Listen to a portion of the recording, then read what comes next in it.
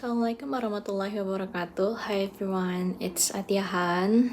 And finally in this video aku mau sharing tentang perjalanan hijrah aku yang lumayan menarik untuk diceritain kayaknya, dan semoga bisa membantu kalian juga dalam proses kalian mungkin berhijrah gitu ya.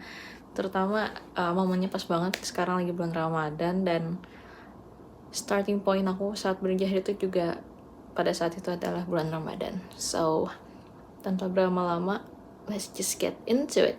So, disclaimer dulu, aku lahir dan tumbuh besar di keluarga Muslim, dan bahkan ada beberapa anggota keluarga itu yang join di keanggotaan ke Muhammadiyahan gitu.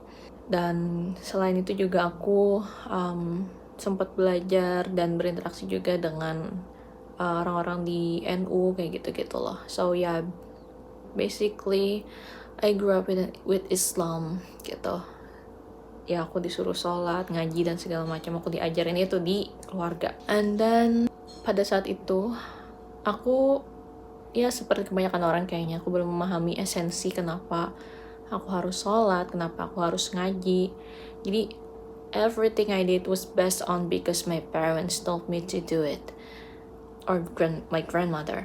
Jadi tanpa memahami apapun ya kita ngelakuin aja karena ya disuruh gitu. Dan kalau kita nggak ngelakuin, kita pasti takut akan dimarahin sama ortu. Jadi ya that was my experience when I was little. Dan setelahnya aku tumbuh besar, I reached my teenage year. Disitulah aku mulai mendapati pertanyaan-pertanyaan why. Kenapa kita harus sholat? Kenapa kita harus ngaji? Kenapa kita harus menutup aurat gitu? Sampai suatu ketika aku nggak tahu persisnya kapan kedua orang tua aku tuh mulai berhijrah. Kayaknya udah 2 tahun gitu. Kayaknya sejak aku SMP, tapi I didn't notice. Aku baru notice itu ketika aku masuk di bangku SMA, karena pada saat itu mereka mulai menerapkan aturan-aturan yang mereka pelajari ke aku. Dan itu lumayan complicated year for me karena bener-bener banyak konflik di sana. Di satu sisi mereka ingin aku join seperti mereka, but on the other side aku nggak ngerti apa yang aku lakuin. Jadi aku berusaha untuk be myself as a teenager at that time. Dan mereka terus ngasih input yang kayak, iya kamu harus A, B, C, D, F, G, terutama untuk menutup aurat ya pada saat itu. Bahkan ada percakapan di mana aku tuh duduk bareng sama mama aku, dan aku nanya, kenapa kita harus berjilbab gitu? You are when you were young, you're not wearing it, so why should I? Gitu kan. Terus ya terjadilah perdebatan kecil setelahnya. Sampai di umur aku yang 16 tahun di bulan Ramadan gitu. Tapi beberapa hari sebelum itu, kayak sebulan atau 2 bulan sebelumnya, di kelas aku ingat banget itu pada saat pelajaran agama, pelajaran Al-Quran. Jadi si dosen ini nerangin ayat tentang kewajiban untuk muslimah menutup aurat gitu, mengulurkan jilbabnya ke seluruh tubuh. Dan pada saat itu juga aku kayak terenyuh tiba-tiba, dan aku kayak ada dapat suara di dalam hatiku yang bilang, oke, ini dari Al-Quran, dari Allah gitu, dan aku nggak ngelakuin, berarti aku kafir dong.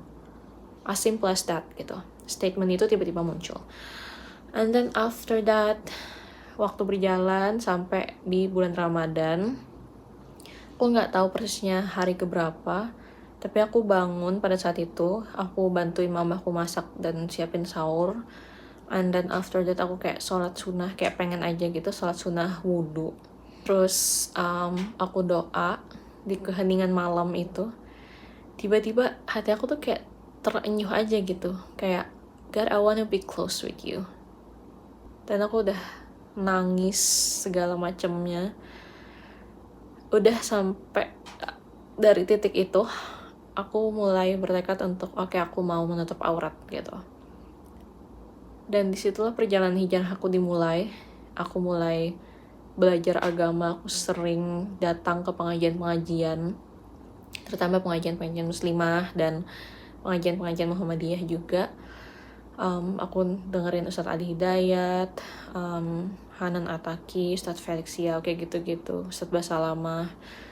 Aku mulai menjadi diriku yang baru lah pada saat itu. Tapi ini mungkin menjadi pengingat juga untuk teman-teman yang sedang berhijrah gitu.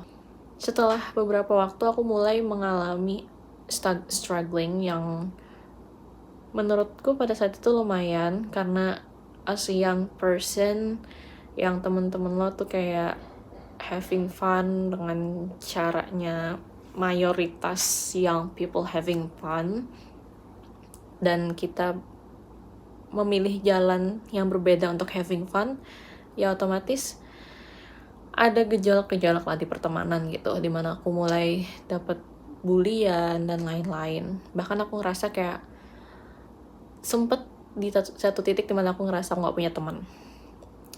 Tapi ya akhirnya aku mendapatkan komunitas, ada komunitas kayak kajian Islam gitu, jadi aku join di situ. Dan alhamdulillah aku ngerasa kayak ya I'm not alone, and things start to get better. Sampai segala hal, obstacles yang aku hadapi pada saat itu, segala tekanan, meskipun tetap dengan berurai air mata, aku tetap aja maju karena ya aku mendapatkan ketenangan gitu loh setelah berhijrah.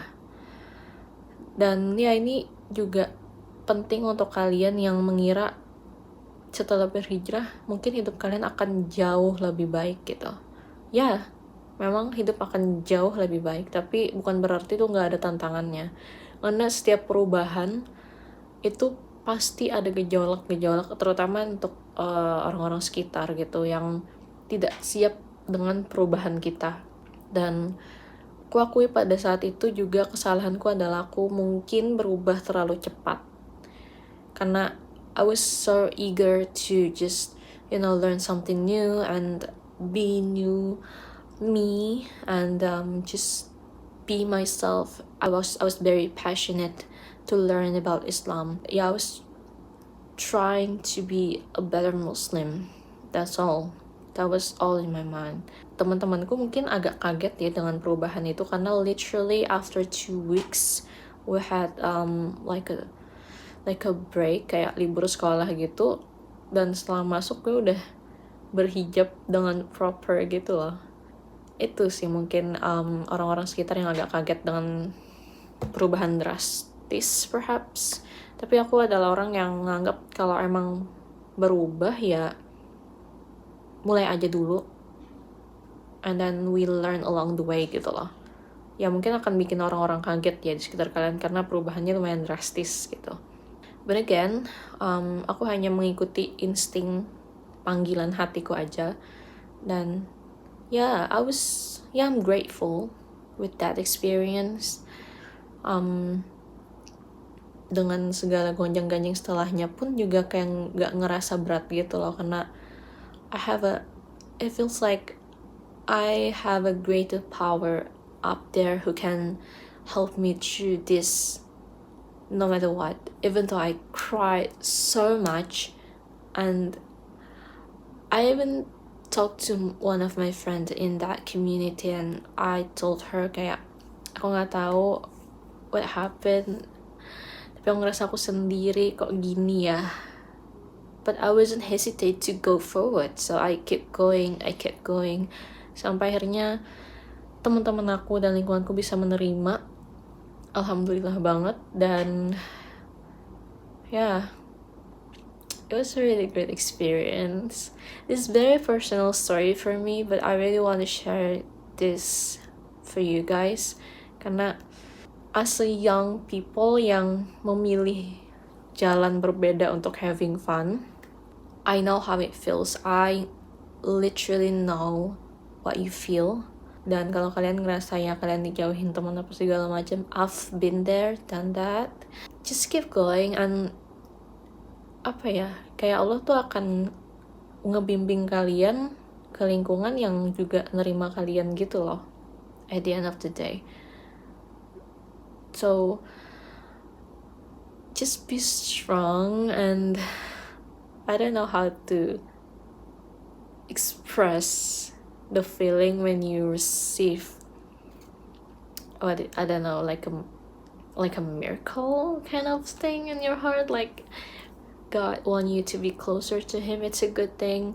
Dan di sini juga ada beberapa pelajaran yang aku tangkap ya. Yang pertama adalah hadis Nabi Muhammad SAW yang bilang kalau salah satu orang yang masuk surga tanpa hisab itu kan adalah anak-anak muda yang intinya mengorbankan ya bahasanya, menghabiskan masa mudanya untuk mendekatkan diri sama Allah Subhanahu wa taala gitu, untuk belajar ilmu agama dan lain-lain. Aku benar-benar paham dengan hadis itu karena I truly understand it is not easy. Ini benar-benar gak mudah untuk berhijrah dan memilih jalan ini di usia muda. Bahkan aku ingat banget dulu waktu awal berhijrah, tantangannya itu bukan cuman dari orang-orang muda. Dan dari orang-orang muda tuh kayak ya udahlah gitu kan, karena ya we know how they're having fun karena kita juga seumuran, terus mereka kayak lo kok having funnya beda gitu. Ini juga pada saat itu aku juga mengalami tekanan dari orang-orang yang lebih senior gitu. Mereka bilang kayak, oh, lo masih muda, secara nggak langsung ya, lo masih muda, ngapain lo ngelakuin ini dan itu gitu. I mean like, this is why I'm having fun, please. Dan ya memang tekanannya lumayan ya, dengan segala godaan dan ambisi duniawi yang masih membabi buta di jiwa muda ini. Tapi it doesn't mean that you cannot do it. It's just the way you're having fun is just different. Kayak ya kalian boleh berambisi dengan dunia, misalkan kalian mau ngejar karir. Aku bahkan sekarang lagi S2 di Australia gitu kan. I'm still having a dream in this world, and I'm still willing to fight for it. Tapi juga di lain sisi, untuk aku nge-charge energi aku, untuk aku having fun, itu adalah dengan mendekatkan diri gitu. As simple as that. Jadi I don't know, mungkin karena konsep orang-orang muda itu ya yang dianggap itu biasanya jauh dari Tuhan. Jadi agak aneh untuk orang-orang muda untuk kelihatan atau berperilaku mereka tuh kayak suka ke kajian kayak gitu-gitu loh. But let's just normalize those things, guys, right? So ya, sebenarnya cerita hijrah aku ini panjang banget.